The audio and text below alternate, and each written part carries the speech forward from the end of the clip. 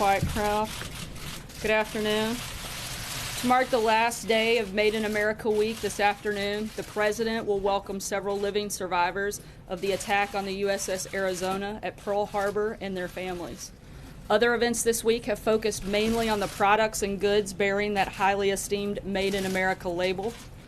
But truly the most prized thing to have come out of our country have been the brave men and women who have risked their lives protecting the freedom of Americans and our allies around the globe. And just a few minutes ago at 2 o'clock, the President signed an executive order that will ensure the men and women of the greatest military in the world have the ships, aircraft, vehicles, and other supplies they will need to keep us safe in the years ahead. This order commissions the first ever whole government assessment of America's defense industrial base, marking the first time since President Eisenhower that an American president is investing personal attention into the health of the United States defense industrial base. President Trump is committed to maintaining the secure supply chains and robust workforce that will support our nation's heroes for decades to come. Next week, we'll be highlighting American heroes like the World War II veterans, the first responders who keep our communities safe every day, and the boys and girls who will grow up to be the next generation of American leaders. While I'm on the topic of the men and women who protect us, I also wanted to note that the President commended the House yesterday for voting to reauthorize the Department of Homeland Security for the first time. The Homeland Security Authorization Act also authorizes U.S. Immigration and Customs Enforcement for the first time. Secretary Kelly has already made tremendous progress in fulfilling the President's promise to end illegal immigration and fully enforce the laws of the United States. And this bill reflects the President's strong commitment to ensuring that progress continues. Also on the Hill, of course, Senate Republicans this week continued to work toward our shared goal of saving the American people from the disaster of Obamacare. Earlier this afternoon, Vice President Pence and Secretary of Health and Human Services, Dr. Tom Price, hosted representatives from several grassroots organizations calling on the Senate to take action on health care legislation. As the President has said, inaction is simply not an option. These groups want lawmakers to know that their members want them to follow through on their promise to the American people. Finally, I'd like to read a statement from the President on the resignation of Press Secretary Sean Spicer. I am grateful for Sean's work on behalf of my administration and the American people. I wish him continued success as he moves on to pursue new opportunities. Just look at his great television ratings. Sean will continue to serve the administration through August, and the President has also appointed Anthony Scaramucci as Communications Director, and I have a statement on Anthony's appointment as well. Anthony is a person I have great respect for, and he will be an important addition to this administration. He's been a great supporter and will now help implement key aspects of our agenda while leading the communications team. We have accomplished so much, and we are being given credit for so little. The good news is the people get it, even if the media doesn't. And I'd like to bring Anthony up to say a few words and take a few questions. As always, I'll be back after that to answer any follow-up questions. So. Thank you. Thank you very much. So I'm going to be very brief. I'm going to make my remarks informal, and then I'll take questions from everybody. First off, I'd like to announce formally that Sarah Huckabee Sanders is going to be the press. Oh, you can't hear me? I'm sorry. Better? Sarah Huckabee Sanders is going to be the press secretary. And so you can congratulate her after the session. You still can't hear me? No sound? Okay. Better? Better now? Better now? I'm going to start over. You guys heard me in the front, though, right? What did I say, John? Sarah's going to be the press secretary, right? Okay, so congratulations to you, Sarah. And so I want to make a couple of statements. The first thing I want to say is I want to thank personally Sean Spicer, not only on behalf of myself, the President, the administration, but Sean is a true American patriot. He's a military serviceman. He's got a great family.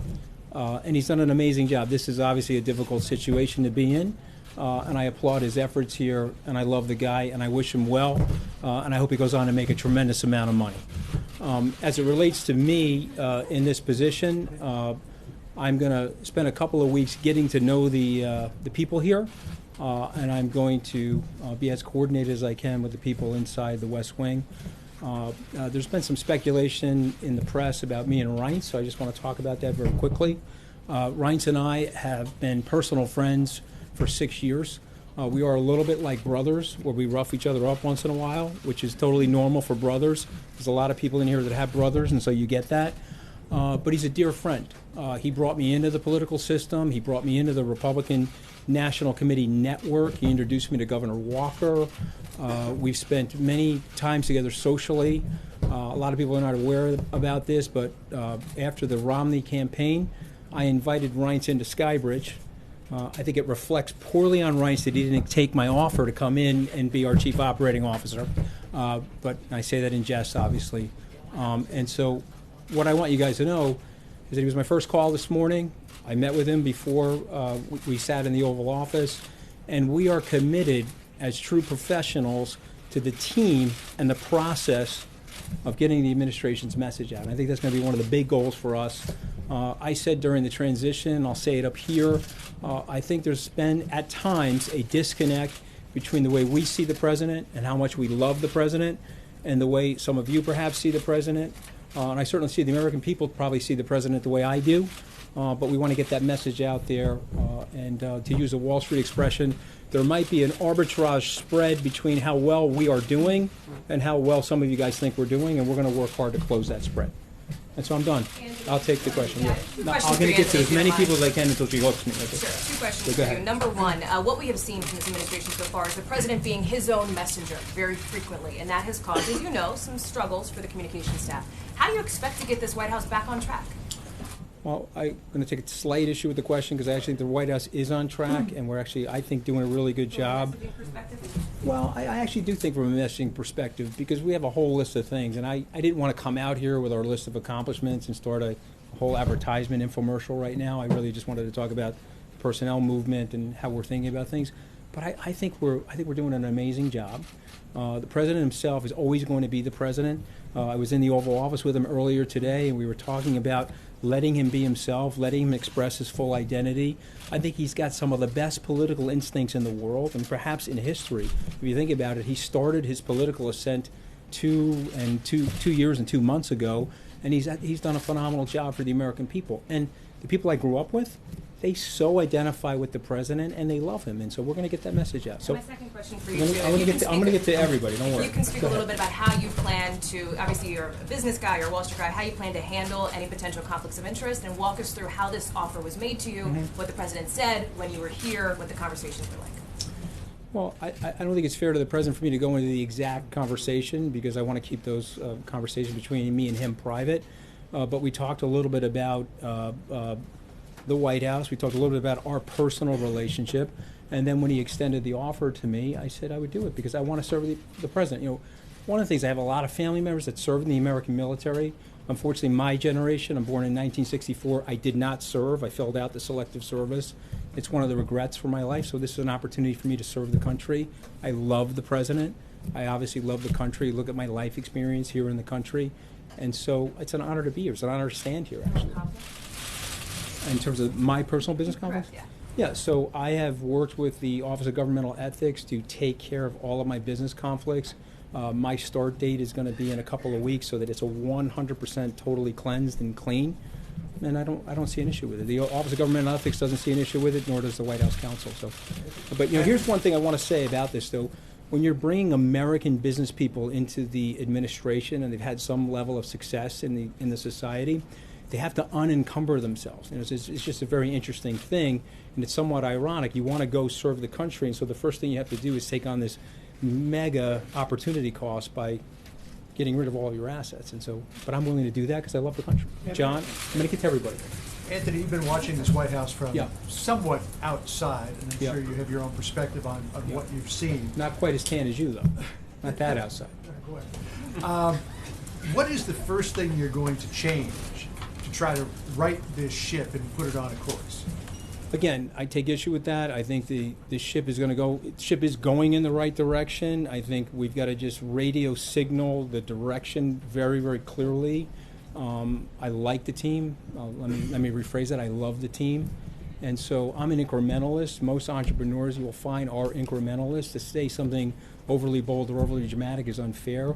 What good entrepreneurs do is they start the day and they go through the process. The Navy SEALs would tell you that if you want to eat an elephant, you got to eat it one bite at a time, and Sarah and I are going to do that together. I'm going to get to everybody. Gareth, go ahead. Anthony, did you have any hesitation taking this job, knowing it might cause some friction, in that it might lead to Sean leaving, which is what's going to happen, and the two are at least somewhat coincidental?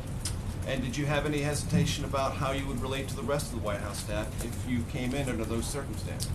Okay, well, listen, you know, remember, I'm a business person, and so what happens in business a lot of the times is you have some rotation in personnel as you're making changes, and you have lifestyle choices that people are also making.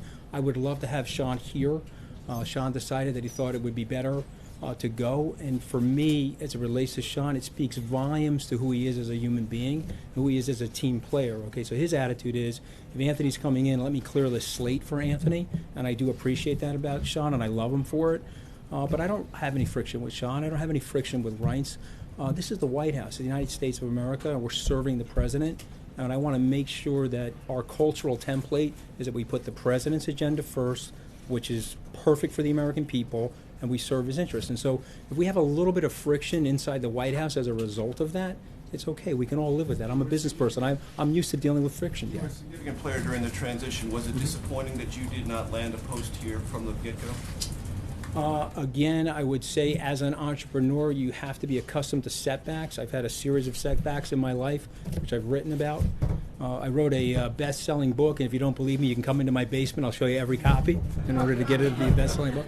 And so I'm very honest about mistakes that I've made and setbacks that I've had. And so was I disappointed? Yes, I said that candidly, that I was disappointed. But I love the president, and I'm very, very loyal to the president.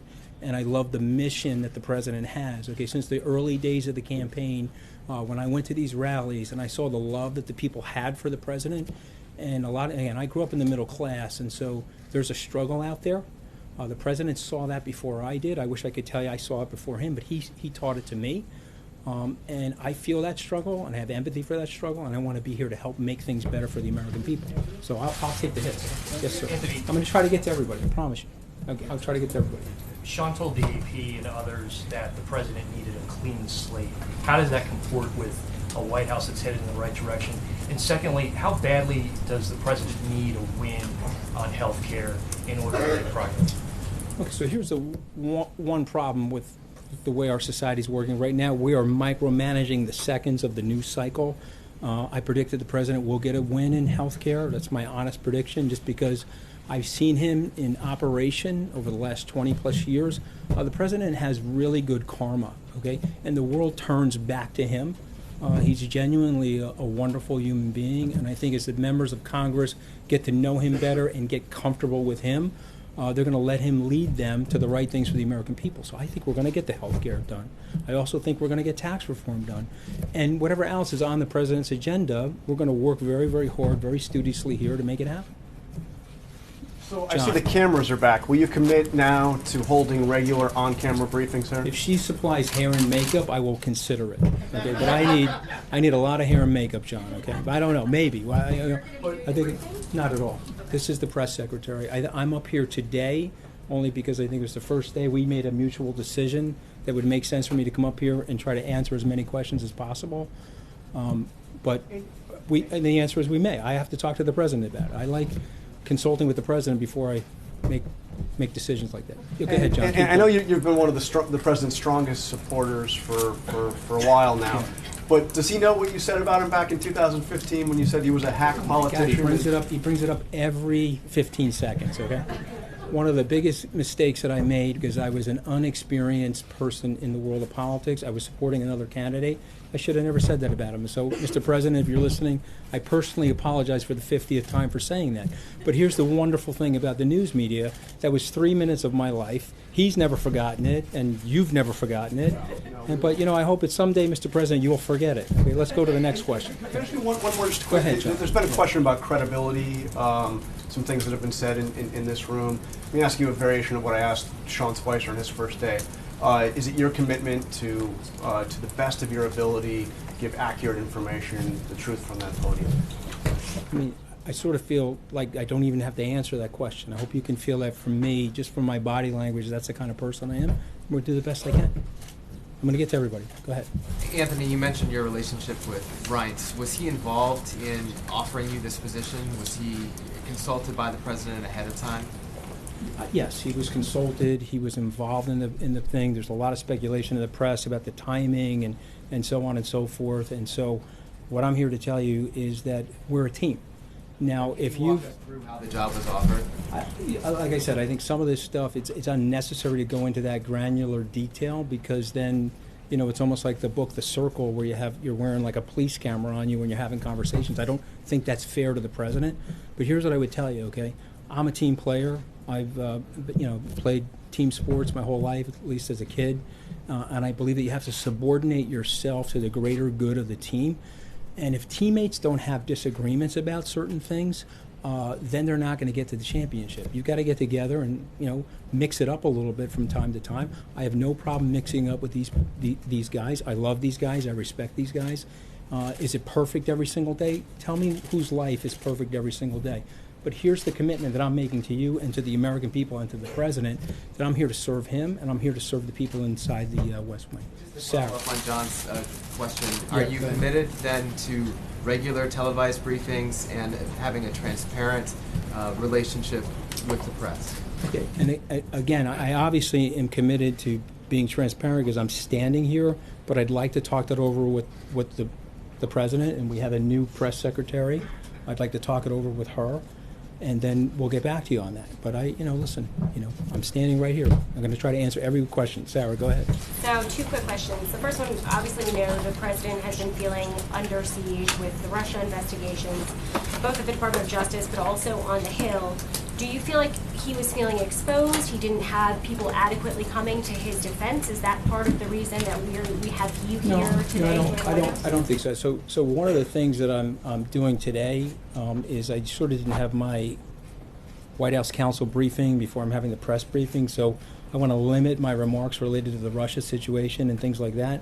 But here's what I tell you about the president. He's the most competitive person I've ever met. Okay, I've seen this guy throw a dead spiral through a tire. I've seen him at Madison Square Garden with a top coat on. He's standing in the key and he's hitting foul shots and swishing them. Okay, he sinks 3-foot putts. I don't see this guy as a guy that's ever under siege. This is a very, very competitive person.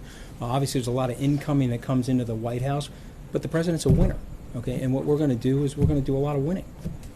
Just one other question, just in terms of the relationship that this press operation has had with news outlets. I mean, they've made a habit of calling news outlets they don't like fake news, calling stories they don't like fake news, calling errors that were then corrected, using that as an example to call entire news outlets fake news. Is that the kind of relationship you want with media outlets? What kind? How do you envision the relationship? Again, I want to speak for myself right now, because I don't. It's my first day on the job. I got to get familiar with everybody, get direction from the president. But I had a personal incident with your news organization, and I thought I handled it well. You guys said something about me that was totally unfair and untrue. You retracted it and issued me an apology, and I accepted the apology immediately. And so for me, I've never been a journalist, but I have played a journalist on television. I used to host Wall Street Week for Fox Business. And so I have empathy for journalists in terms of sometimes they're going to get stories wrong. But I sort of don't like the fake news. And if you said to me that there's some media bias out there, if you want me to be as candid as I would like to be with you guys, there feels like there's a little bit of media bias. And so what we hope we can do is de-escalate that and turn that around, and let's let the message from the president get out there to the American people. Yes, I'm really going to try to get there. How you doing, Maggie? Welcome. The president is known to see himself as his own best spokesperson, his own best messenger. That was clearly a challenge that Sean had at this podium. How do you plan on navigating that differently than him or Mike Dubke or anybody else? Well, look, here's what I would say. Okay, I thought Sean did a very, very good job. He's a very articulate person. He's had 30 years in communications. I would imagine that there are people here that are going to be super excited when he lands in a job that he really likes. And he'll be a very effective communicator for wherever he goes. As it relates to standing at the podium, I think everybody has their own individual personality. I do believe that the best messenger, the best media person, the most savvy person in the White House is the President of the United States, and I'm frankly hoping to learn from him as well as learn from Sarah and other people here. How would you characterize your relationship with the president? How long has it lasted? How far back does it go? How So old is it? he's probably not going to remember this, but the first time I met the president, and again, he was a name brand even back in the day. I was 31. Michael Fascitelli was a close personal friend of mine. We were at Goldman Sachs together. He introduced me to the president. I had met him a few more times. From that, Randy Levine, the president of the Yankees, introduced me to him a few times. And then I would say that we got closer during the Romney campaign, where we did a couple of fundraisers in his magnificent apartment. And so I think we're pretty, listen, I don't think I'd be standing here if I didn't have a good relationship with the president. I love the president. And I think a lot of you guys know in the media I've been very, very loyal to him, and I'm going to do the best I can with my heart and soul on this job and try to serve him the best way that I can. One last question. Do you plan on changes in the comm shop beyond this? Are there going to be other changes? No, I mean, there was some speculation. The things I can talk about specifically is Dan Scavino and Hope Hicks are staying. So I know there was some speculation about that. I just spoke to both of them. I love the two of them. I go back a long ways with them. I think they're two phenomenal people.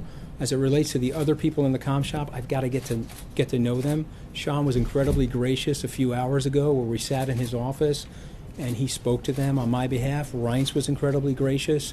I spoke to them as well. I got to get to know the people.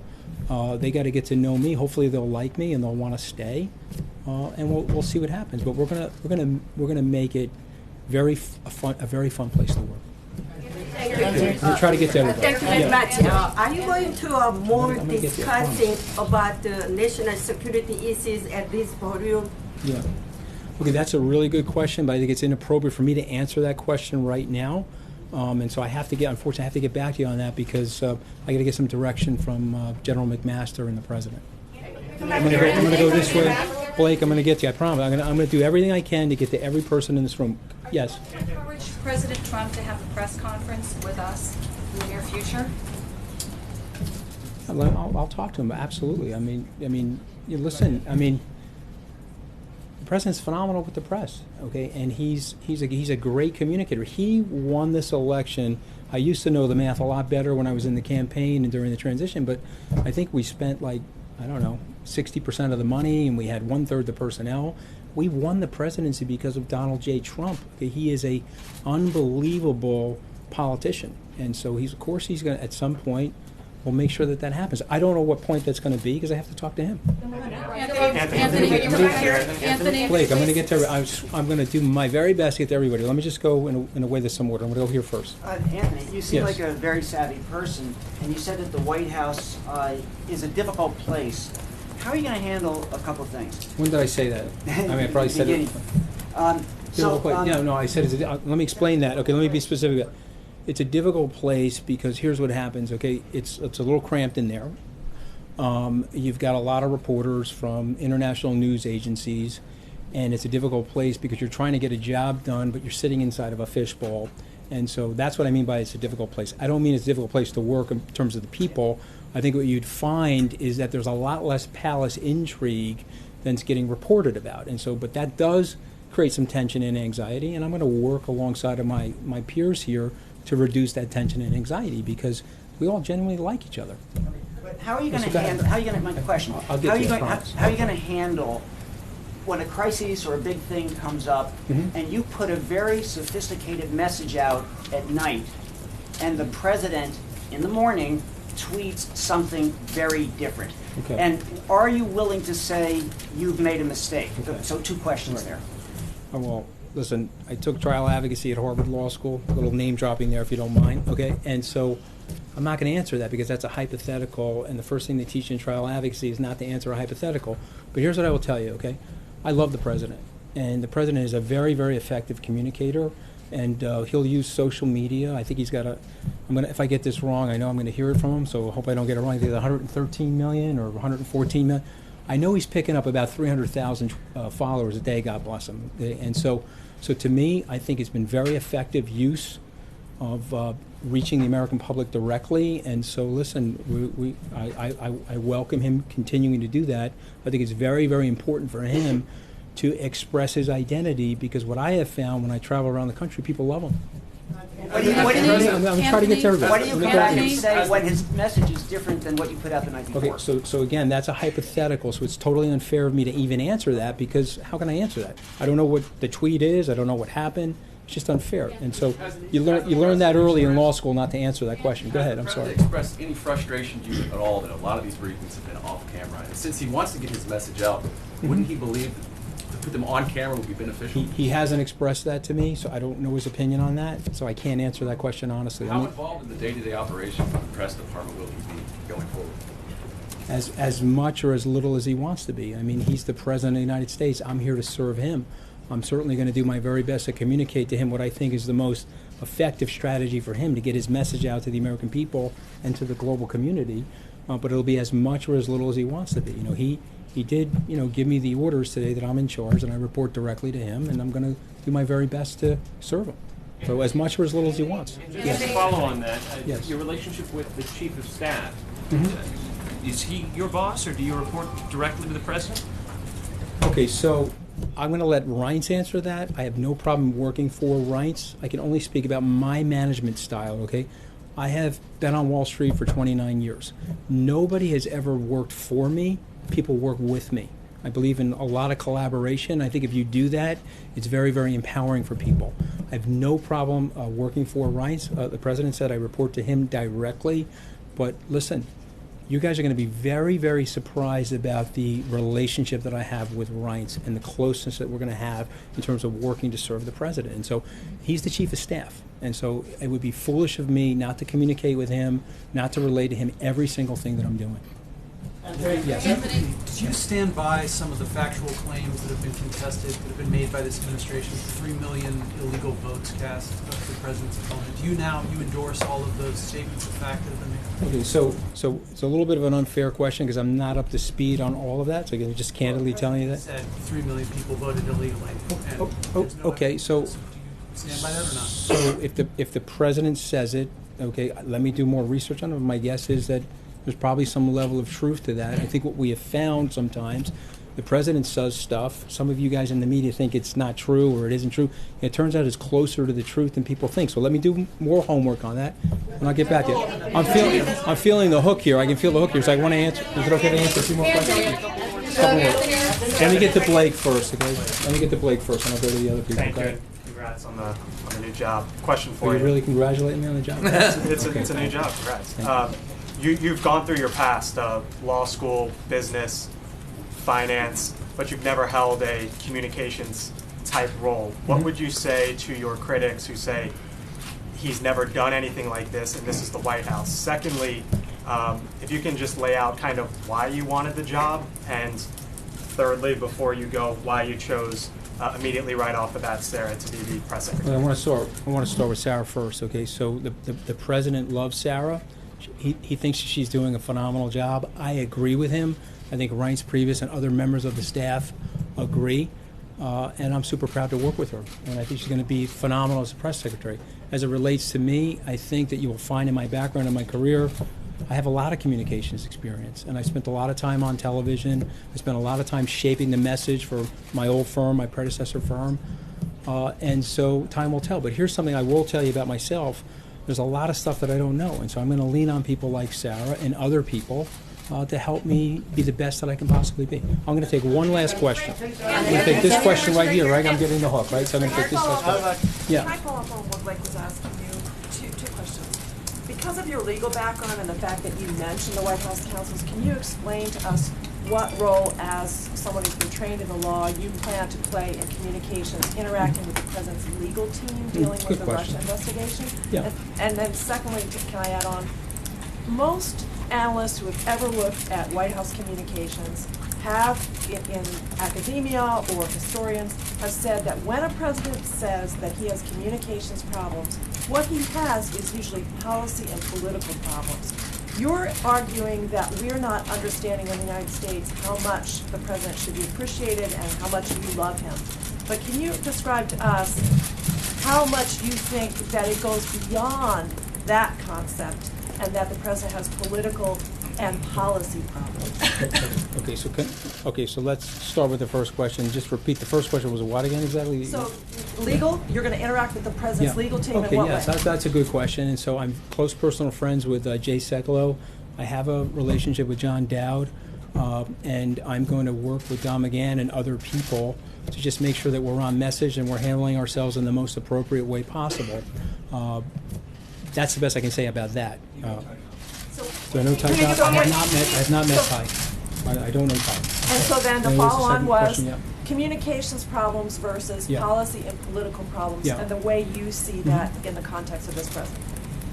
Well, long ago, Teddy Roosevelt said that the presidency is a bully pulpit, and that the president has a great gift, and that he's able to control the news cycle and able to control the messaging. And so I think if we get super coordinated around here with the president, and we go back to what he did, some of the great successes that he had in the campaign, in the transition, and even in the presidency, frankly, is delivering that message directly to the American people. And so, to me, I think the policies are fantastic. I think he's done a phenomenal job. I think Sarah read something that I totally believe, is that he's doing a phenomenal job, and we just need to get it out there a little bit more aggressively, and we're going to try to do that. I got to go, right? I'm going to take one more. Right there. Thank you very much. Mm-hmm. You've talked several times about your relationship with Reince Priebus and Hope Hicks and some of the rest of the communication staff. Can you talk about your relationship with Steve Bannon? He's said to have had strong objections about you taking this job as well. And then I have one other thing. All right, so I'm on the record. I've been interviewed about Steve. I think he's one of the smartest people that I know. I think that he was instrumental in helping us win the election. He's got a strong personality. I have a strong personality. We didn't really overlap at Goldman Sachs, but we both worked there at a period of time. And there was something great about that culture back in yesteryear. Maybe it's true today, although I've been out at Goldman for 21, 22 years. But there were two great things about that culture. The first thing was that you subordinated yourself to the team, even if you had disagreements. And the second thing was that the legendary John Weinberg, who's now deceased, once said, "Some people grow, other people swell." Okay, and it's a great line to think about yourself. And so for me, I want to keep my head in the game, I want to keep my ego low, and I want to work with Steve Bannon as closely as I possibly can. I have a huge, enormous amount of respect for him. And then the other, the other thing was, Sarah says I can keep going, so I'm going to keep going. You said that you don't need to write the ship, that you guys are doing great work, but the president has a 38.8% approval rating in his second quarter. That's historically low. What are you going to do to change that, to better communicate with the American people? So that's actually a really good question. And so these polls are moving targets, and we all know from statistics, which I've taken plenty of statistics courses, that sometimes the polls could be wrong. We do know that. That's Gallup's average. All right, so we're going to use Gallup's average, but we were using averages during the campaign, and people said we were going to lose, and we ended up winning. And so what I would say about polls is that they're a barometric pressure reading for right now today, but the American people are actually playing a long game, and I think they really, really love the president. And when you look into the individual state-by-state polls, you can see the guy's doing phenomenally well. And so it's indicating to me, at least me personally, that the president is really well loved. There seems to be a disconnection in terms of some of the things that are going on, and we want to connect that, Sarah and I, best of our capability, and so that people feel great about what he's doing. I feel great about what he's doing, and I want, well, maybe you're not going to feel great, I don't know you, but I want the American people in general to feel great about what he's doing. I'll take the question. Well, if she says I can keep going, I'll keep going. Go ahead. Thank you, Anthony. There have been reports about General McMaster having disagreements on policy over Russia. Can you say that there will be no other high-profile resignations or exits from the White House staff? Yeah. So that, again, another hypothetical. I honestly cannot answer that one way or the other, although I have an enormous amount of respect for General McMaster. I just don't know the situation. I'm not going to answer it because I don't know. Yeah. You said you're going to work with the legal team and messaging as it relates to Russia. Where have they? I mean, I specifically said that I haven't been briefed yet by the White House counsel about what is appropriate to talk about from this podium, and so therefore I don't want to take any questions related to Russia. Okay. So, well, I'd like to ask you though, if is the strategy that seems to be coming from this White House now in going after Robert Mueller's credibility the right one? Okay, so again, that's sort of in that zip code of, like, the legal team. and not really in Sarah or my zip code, so I just want to stay away from the question. It is a messaging question. It's actually very complicated, and I don't want to bore all the people here with the legal details related to it, but I just think it's important for me on my first day standing up here that I don't go in that direction, so I'm not going to answer the question. Not because I'm not trying to be forthcoming, I just think there's legalities there that I don't want to touch. Thank you very much. My question is really I'm going to take this question first, and then I'll take you, I promise. Thank you very much, sir. Yeah, these are the last two questions, and I'm going to go. Communication is the key, and President is a great communicator.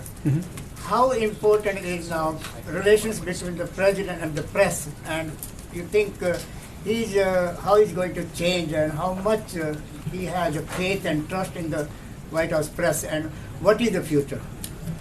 Listen, I'm a super optimistic guy. You know, I'm too short to see the glass anything other than half full, right? So I'm a super optimistic guy, and I think that the president's going to have a phenomenal relationship with the press. We'll get there together. Take this last question, then I'm leaving.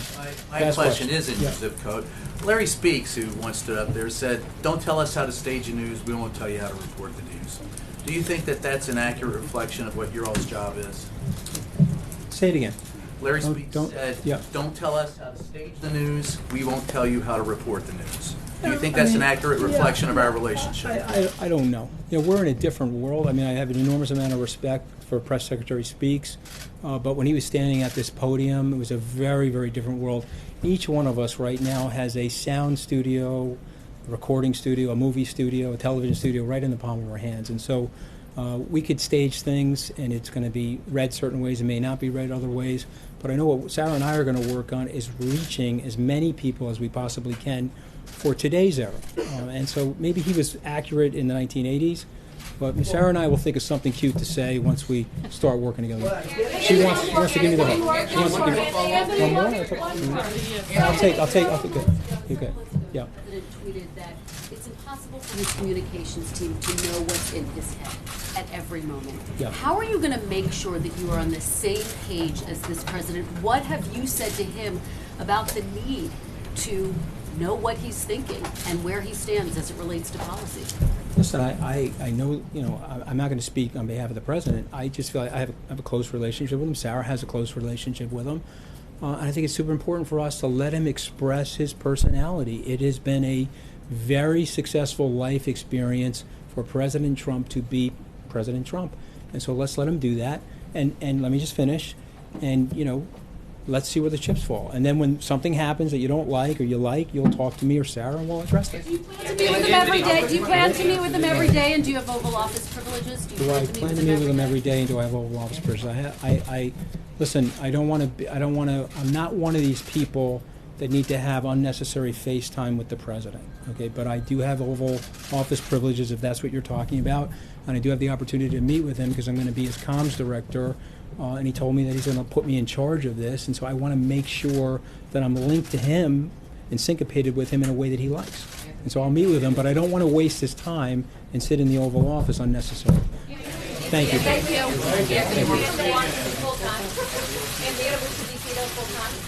Thank you, Anthony. You got a place? You got a good realtor for me? We'll figure it out. Okay, thanks, guys. Thank you. Obviously, I would have been happy for him to stay up here all day and continue to exhaust all of your questions. But one, I figure I probably should answer a couple today. And also, the president has an event here shortly, so I want to try to work through as many as I can. And with that, I'm actually going to start with Jeff Mason, since I believe it is maybe your last day and my first. So with that, Jeff, take it away. Can you talk just a little bit about how this will affect, this change will affect the press office? And can you speak a little bit for Sean about how he's feeling and how he took this news and how he made the decision to resign? I'm not going to speak for Sean in detail. I can say that he understood that the president wanted to bring in and add new people to the team, and Sean felt like it would be best for that team to be able to start with a totally clean slate. And I think I want to echo what Anthony says. I think it speaks volumes to who he is to be willing to do that and allow Anthony to come in with a brand new starting place. And I think you know, he's served the president loyally and admirably.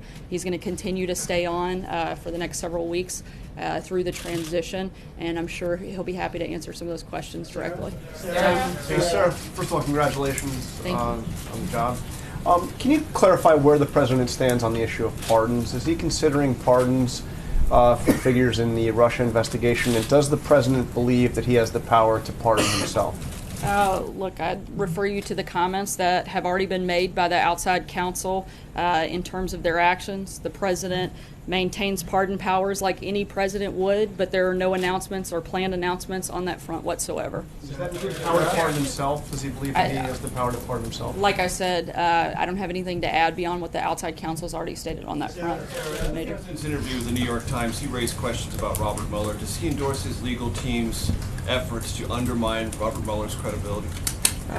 Again, the president has absolutely nothing to do with any of the allegations that are being made. I think he's maintained that, and he wants them to complete their process as quickly as possible so that we can move on from the ridiculousness of all things Russia and Russia fever.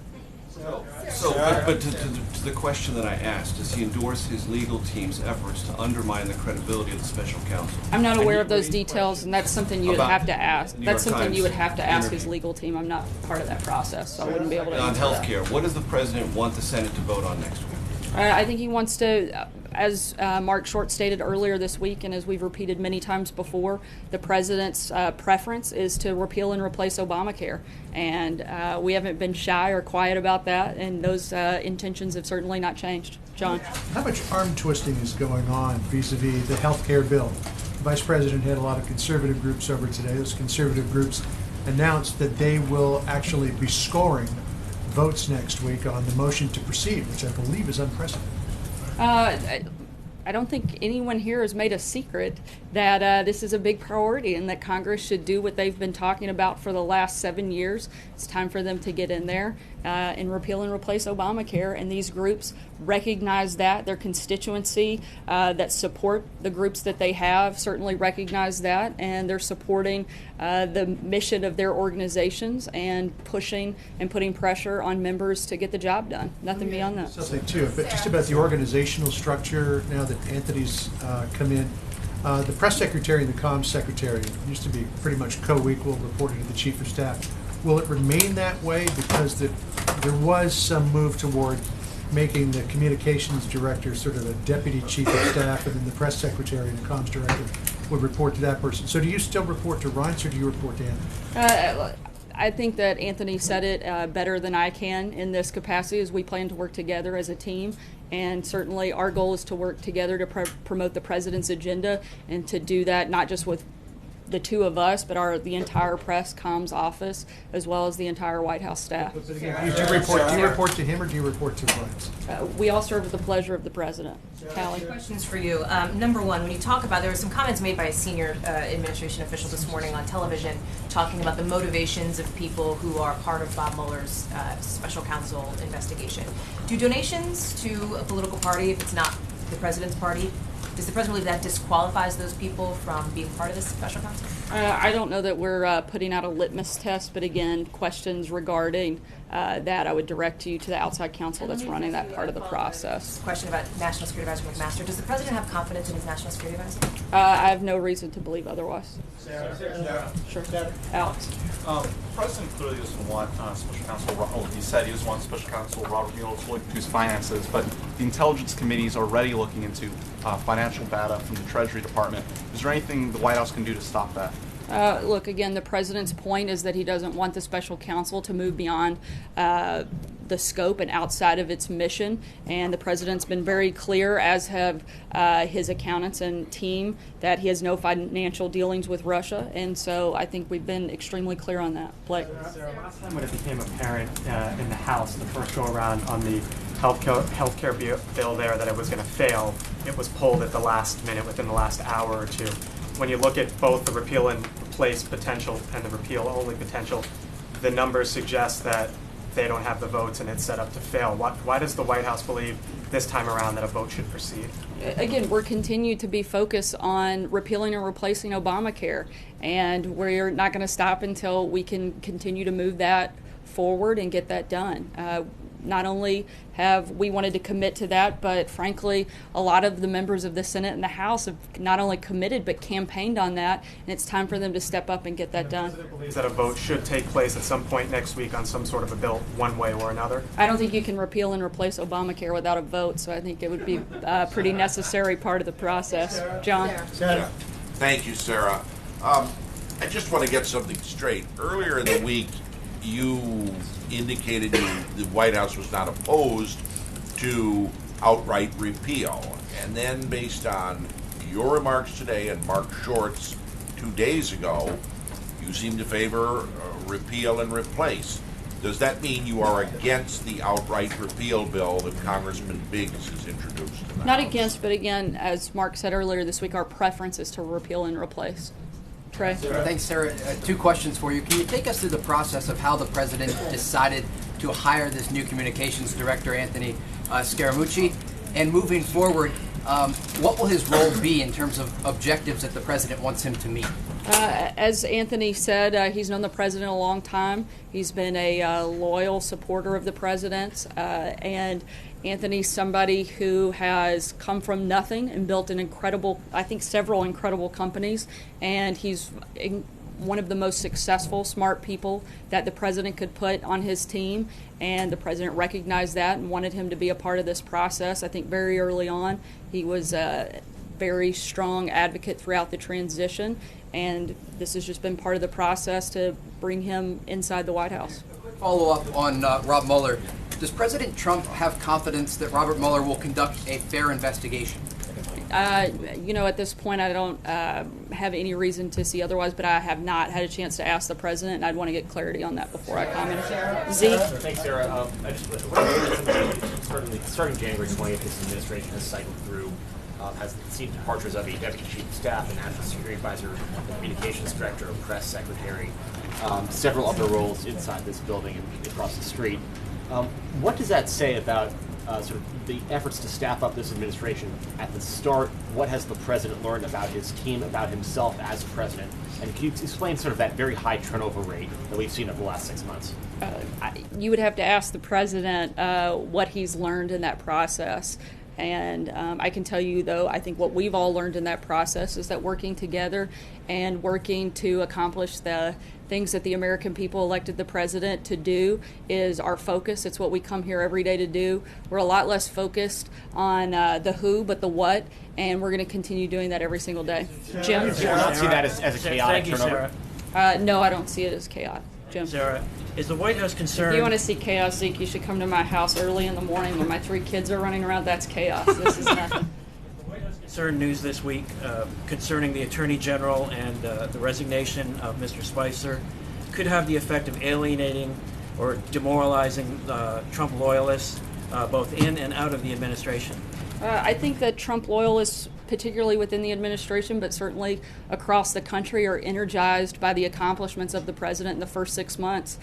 Stock market's at a high, jobs are growing, regulations are coming off, the country's becoming more secure, the border's becoming more secure, immigration is down. I think we have a lot of things to celebrate, a lot of things to be excited about, and I think our morale is pretty high. Take one last. Steve. First of all, congratulations. Thank you. Promotion. I was wondering if you approach this new role with excitement, with trepidation, apprehension, and if you could reflect on these last 6 months in one day on what you've learned about how it is to speak for the president. Is it a tough job? Have you found it easy?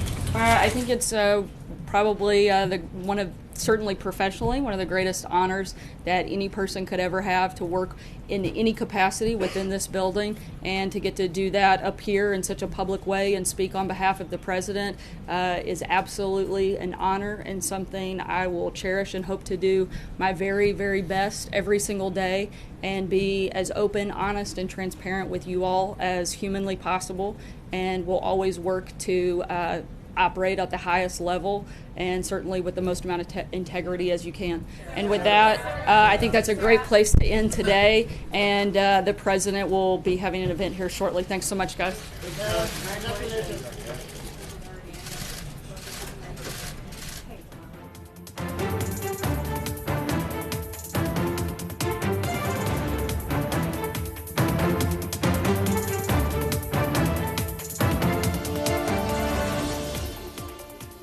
Hi there, and welcome to the briefing room here at the ABC News newsroom. I am joined by John Santucci, our resident man on Trump. He's been busy the last 24 busy. hours. I mean, this is why. This is Friday. I was like that. There's a lot going on your beat. And Mary Alice Parks, who works with me in the political unit, and we're going to be joined in a few moments by John Carl and Cecilia Vega, who were in that rather extraordinary briefing. Extraordinary for a couple of reasons. One, we were back on camera. Back on camera. First time in 3 weeks that we've seen anyone from the White House on camera. And, of course, it's the first day that Sean Spicer is no longer the White House press secretary. So we got a virtuoso performance from the new communications director, Anthony Scaramucci. So before we dive in on all of this, I think let's start with Sean Spicer, because that is big news. Pretty high-profile member of the administration gone. Yeah, I mean, listen, this was the guy that obviously came out swinging at the press every day from day one, coming out defending the president. You remember those crowds on Inauguration Day, which that was literally weird. Day one. Yeah, literally. I mean, the day after.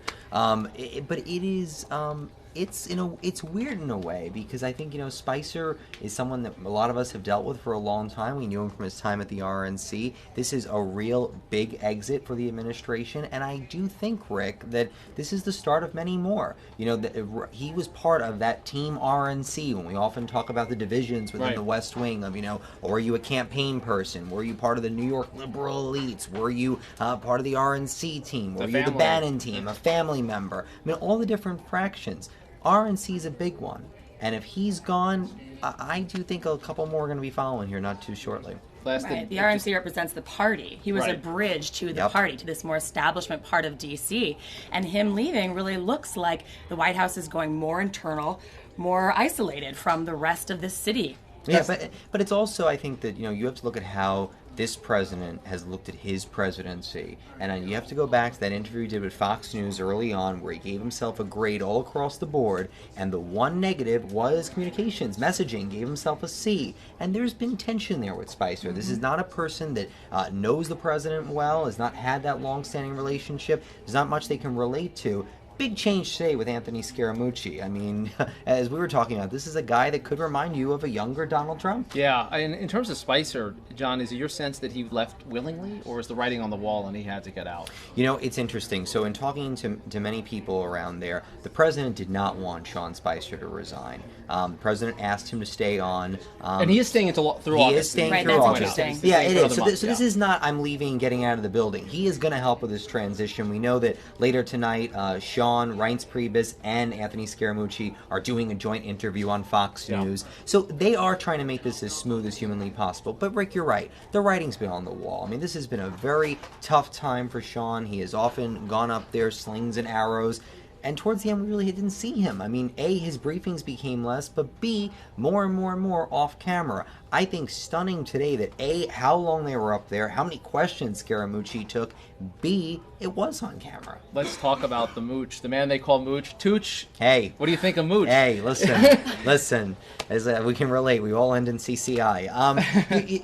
Anthony Scaramucci is not your typical communications director. But you know what? Donald Trump's not your typical president either. So for everything happening at 1600 Pennsylvania, this kind of jives with what we've grown to expect here. This right now, happening in the White House, is a move that many people had wanted for. We know that the family had been pushing this. Ivanka Trump meeting with Scaramucci yesterday with her father in the White House.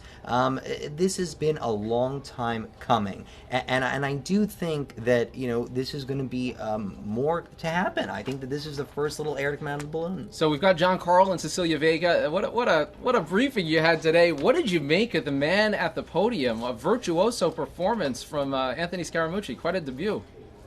Well, did you see the kiss he gave us all as he left? Yes, they're calling it the Mooch Smooch. Bada boom. I mean, incredible change in tone. That was just night and day. This is somebody that didn't sit go out there to vilify the people in the room. He went out there to try to answer questions. He made it clear he wanted to call on everybody. I mean, look, there was quite a moment there. Did you notice that CNN got a question? CNN got a question. He said, "I'm not leaving until I go around the room." And in fact, Sarah Sanders was standing over his shoulder and tried to sort of rope him in a few times, and he kind of kept going. I was struck at one thing, though. I don't know if you got the alert as we were sitting in there, and he was talking about this new heightened relationship of mutual understanding of press relations here in this White House. Just as he was saying that, in fact, my phone beeped during the briefing because I didn't have it off. The campaign sent out Trump, quote, "Fake news is the real opposition."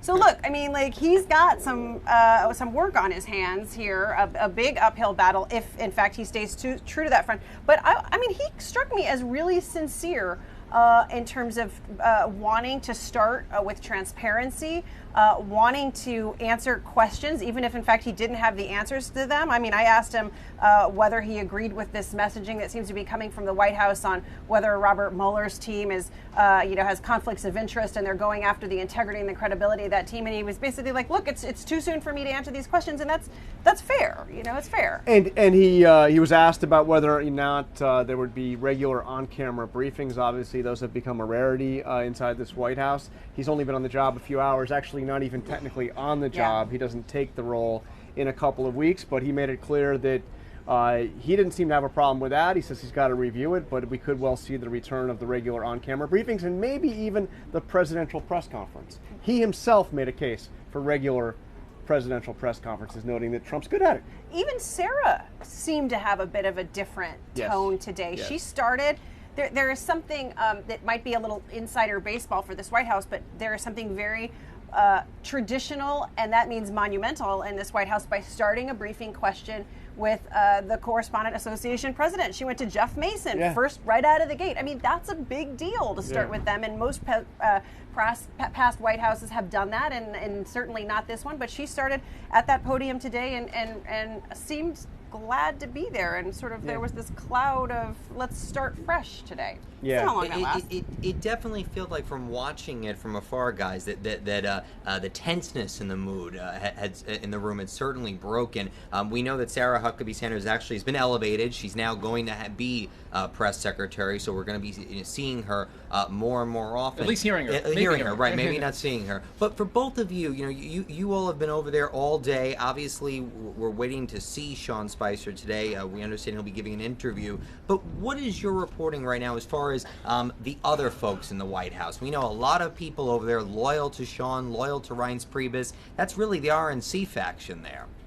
Well, I spoke to Reince earlier today, and he wanted to make it quite clear that he is happy with Scaramucci as the communications director, despite reports this was done basically without his involvement and something he did not want to see happen. He said, look, we've got a long-time relationship.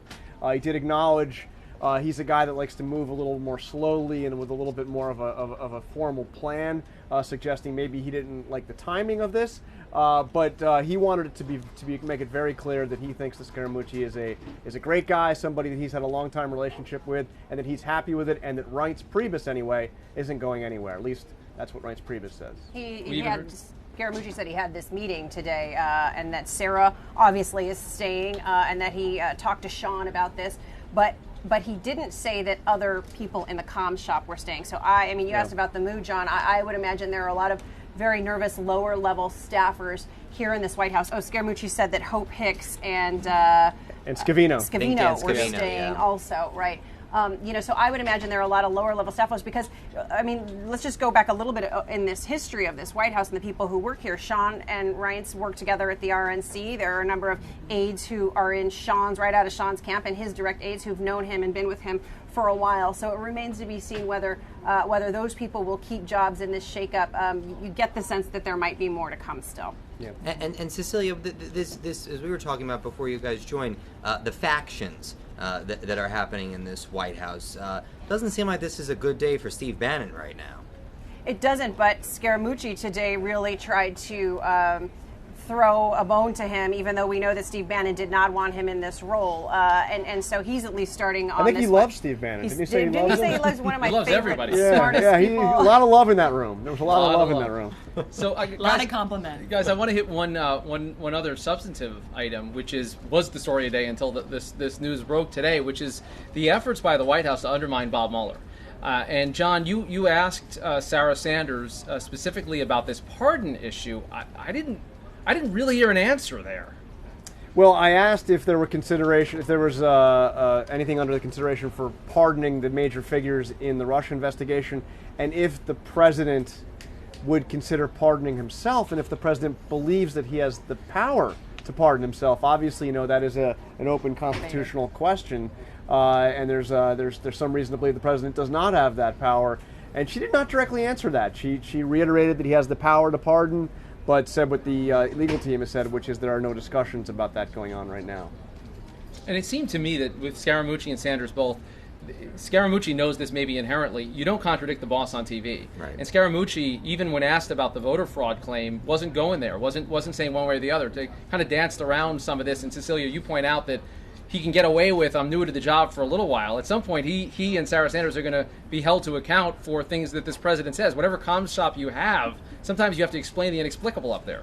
Yeah, and that certainly was Sean Spicer's most difficult task, I would say, and one that a lot of people didn't think he did very well at. But look, let's just go back to yesterday's off-camera briefing with Sarah, where she was asked, we asked her to clarify the president's comment on this red line that he's drawing for the Robert Mueller investigation, the special counsel investigation. He said that if they start to investigate his family finances not related to Russia, that crosses this red line. And we asked her, what does that mean? What are the consequences of crossing this red line?